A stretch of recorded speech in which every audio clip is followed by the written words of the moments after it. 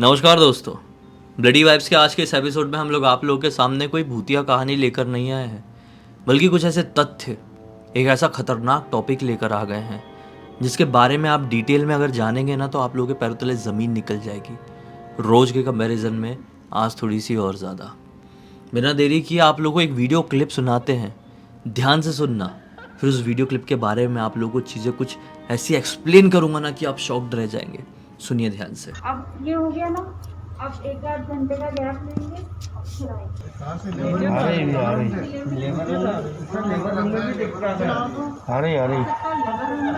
आई 2 बार आई भी। आधे लोग मान रहे, आधे लोग नहीं मान रहे। नहीं आ रही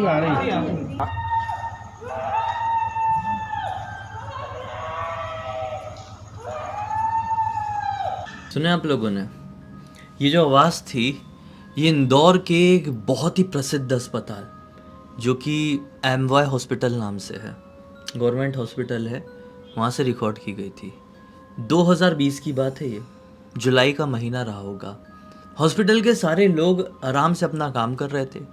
अब गवर्नमेंट हॉस्पिटल है तो मैक्सिमम गवर्नमेंट हॉस्पिटल 24/7 होते ही होते हैं।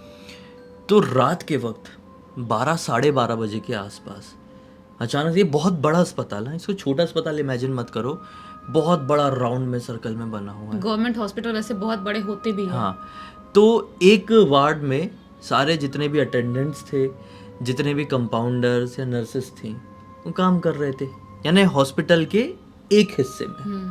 अचानक से उनको चीखने चिल्लाने की आवाज़ सुनाई देने लगी। वो यही आवाज़ थी। 12 साढ़े 12 बज रहे थे। तो एक अटेंडेंट था, या कंपाउंडर कह लो आसान भाषा में, वो निकला देखने के लिए कि कौन चिल्ला रहा है, किसी को कोई ज़रूरत तो नहीं है। वो गया और उस आवाज़ के सोर्स को ढूंढने लगा, लेकिन बिल्कुल भी समझ में नहीं आ रहा था कि ये आवाज़ आ कहाँ से रही है। बड़ा टेंशन में आ गया यार। बेसमेंट में भी गया, हॉस्पिटल के छत में भी गया, हर फ्लोर में देखा, हर कमरे में देखा, बाहर निकल के गेट में भी देखा।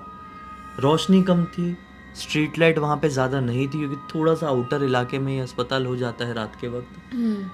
तो वहाँ पे एकदम सुनसान था, लेकिन आवाज़ समझ में नहीं आ रही थी कि कहाँ से आ रही है। जब उसको बिल्कुल क्लियर हो गया कि मुझे इस आवाज़ का सोर्स मिल ही नहीं रहा है, तो बहुत ज़्यादा डर गया और डर के तुरंत ही जहाँ पर सारी यूनिट काम कर रही थी वहाँ पर पहुँच गया और बोला समझ में नहीं आ रहा है कौन चिल्ला रहा था।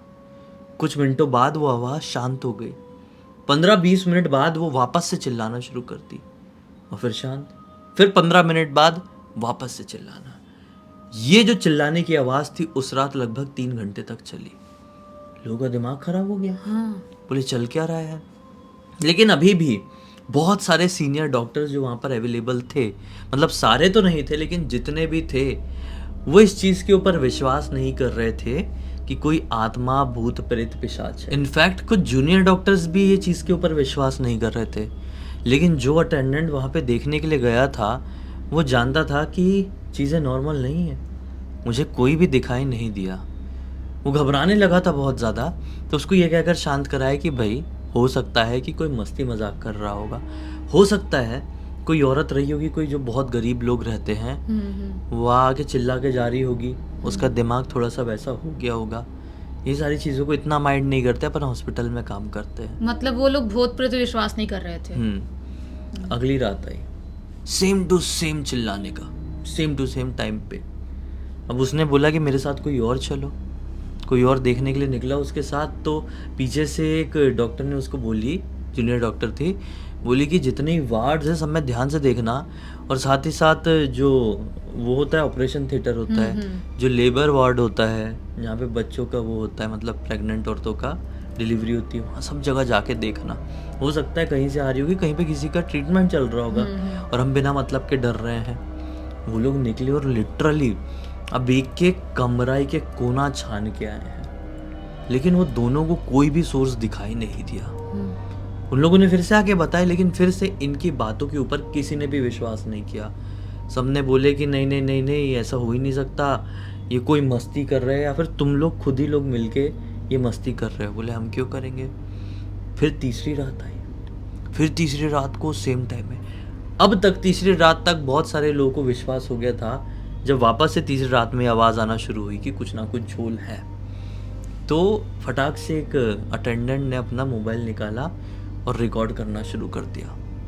और उसके मोबाइल में ये सारी चीज़ें रिकॉर्ड हुई जो आपने अभी सुने थे। उसमें क्लियर हम सुन पा रहे हैं क्या बोल रहा है वो, कि मैं जाके देखा था, लेबर रूम में जाके देख लिया, ओटी में जाके देख लिया, बेसमेंट में अलग अलग कमरे में जाके देख लिया, ये आवाज़ बिल्कुल भी समझ में नहीं आ रही है कि कौन निकाल रहा है। फिर एक नर्स ने बोली कि यहाँ पे देखे वहाँ पे देखे, उसने बोला कि हाँ सब जगह देख लिया हूँ। उसके साथ साथ वीडियो स्टार्ट होने के ही कुछ ही सेकंड्स में एक आवाज़ आई थी जिसमें बोल रही थी कि देखो अभी आवाज़ आ रही है, फिर 15 मिनट बाद ये चुप हो जाएगी और फिर वापस से आएगी। ये अभी वीडियो में सुने थे ना।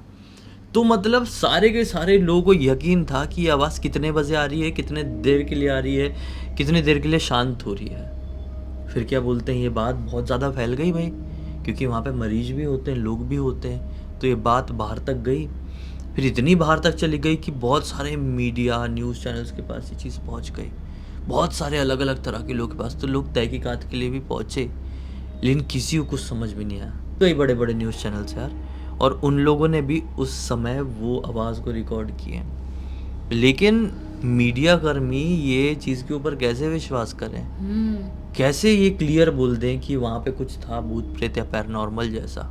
लेकिन क्यों नहीं बोलते, मुझे ये समझ में नहीं आता है। अगर आप ढूंढ रहे हो, मान लो यहाँ पे मैं बैठी हूँ और मेरे सामने से आवाज़ आ रही है, लेकिन मुझे यहाँ पे कोई दिखाई नहीं दे रहा, एग्जैक्ट सामने से आ रही है, तो मैं क्यों ना विश्वास करूँ कि सच में यहाँ पे कुछ है जो हमें दिखाई नहीं दे रहा है। अरे मतलब क्यों नहीं विश्वास करते, मैं तुमको बताता हूँ। हमारी वो दुनिया है जहाँ पर ना भगवान की चीज़ों को भी माइथोलॉजी कहा जाता है। हाँ, जब भगवान को माइथोलॉजी कह रहे हैं तो ये भूत प्रेतों के ऊपर कैसे विश्वास करेंगे। ये भी सही है। और आजकल भूत प्रेतों के ऊपर विश्वास ना करना अपने आप को मॉडर्न दिखाने का एक जरिया मानते हैं लोग। और वही फिर मॉडर्न दिखते दिखते कभी किसी को चपेट लेता है कोई, तो फिर उसकी पूरी जिंदगी ऐसी खत्म हो जाती है, क्योंकि वो किसी को दिखाने जाते नहीं है। भूत पोजेस कर लिया तो ना किसी मंदिर में जाएंगे ना किसी बाबा के पास दिखाए जाएंगे, तो फिर वैसे धीरे धीरे खत्म हो जाते हैं। दो तरह के लोग होते हैं, एक जो तुमने बताई वो, और हाँ। दूसरे ऐसे लोग जो ऐसा दिखाएंगे नहीं नहीं मैं ऐसी चीज़ों के ऊपर विश्वास नहीं करता, भगवान भूत ये तुम्हारी जनरेशन के बुढ़े लोग विश्वास करते हैं। लेकिन ऐसे ही लोगों के सामने अगर कुछ भी इतनी सी भी हरकत हो जाए ना, तो सबसे पहले भागते हुए यही दिखाई देंगे। ये तो सही बात है। ऐसे दो तरह के लोग होते हैं, जैसे तुमने बताया वैसे भी होते हैं। लेकिन ये जो तुम बता रहे हॉस्पिटल वाले, मेरे को ऐसा लगता है कि मोस्टली हॉस्पिटल जो होते हैं वो भूतिया होते ही होंगे, क्योंकि हाँ, वहां पर कितने सारे लोगों की जान जाती है, बहुत सारे कांड होते हैं, बहुत सारे कांड, कितने लोगों की अकाल मृत्यु हुई है, वहीं पे प्राण निकला है उनका जाके।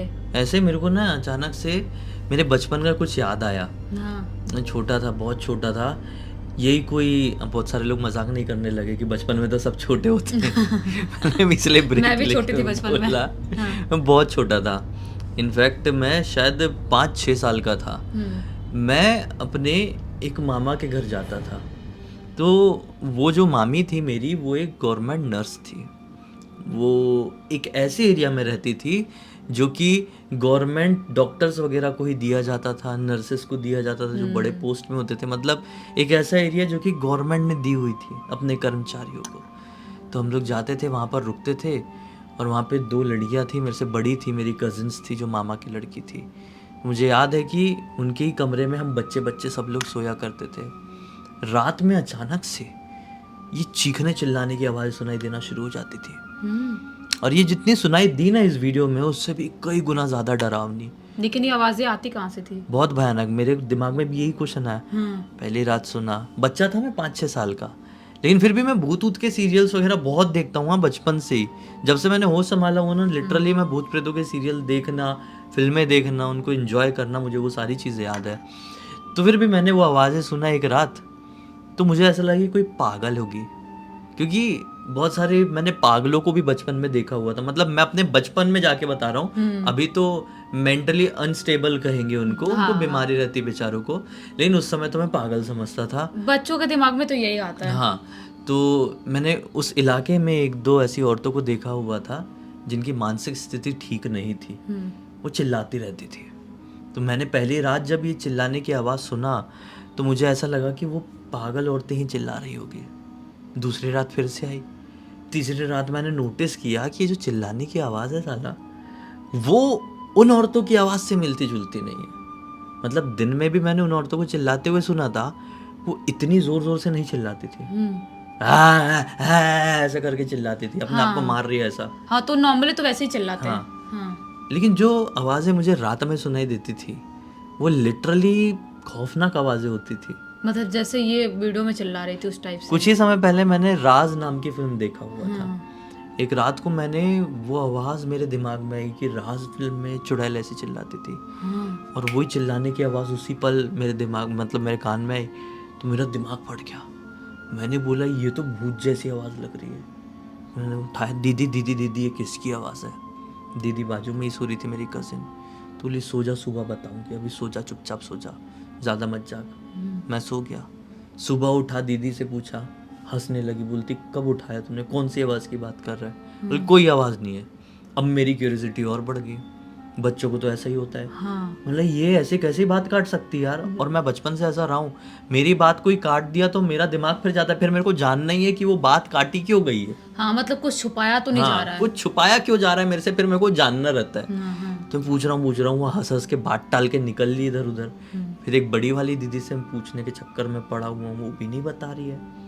फिर मामी से पूछा, मामी ने बोली बाद में। फिर शाम को आई, अपने काम पे गई हुई थी हॉस्पिटल, शाम को आके बताई उनने, बोली देख ज़्यादा टेंशन मत लेना और रात में जाग मत। पहली बात तो वो जो आवाज़ें हैं वो हमारे चीर घर से आती है। मेरा चीर घर क्या होता है? बचपन में इतना नहीं समझता था, दिमाग से निकल गया, सब अपनी अपनी लैंग्वेज में भी बोलते हैं।